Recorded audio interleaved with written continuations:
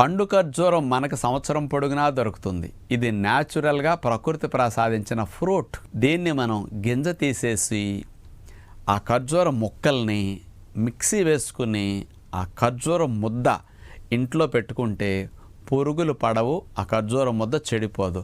ఈ ఖర్జూరం ముద్ద ఎందుకు మంచిది అంటే పంచదార మీరు వాడకుండా, బెల్లం వాడకుండా ఈ రెండిటికి ప్రత్యామ్నాయంగా ఖర్జూరం ముద్ద వాడుకుంటే కఫము, దగ్గు, శ్లేష్మాలు, థ్రోట్ ఇన్ఫెక్షన్స్, టాన్సిల్ ఇన్ఫెక్షన్స్, దంతాల సమస్యలు, చిగుళ్ళు ఇన్ఫెక్షన్స్ ఏవీ రావు.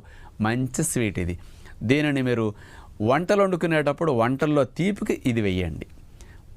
పాలల్లో ఖర్జూరం పేస్ట్ ఎట్లా కలపండి, మరి అట్లాగే జ్యూసుల్లో ఖర్జూరం ముద్దని ఇట్లా పేస్ట్గా చేసి వేసుకోండి.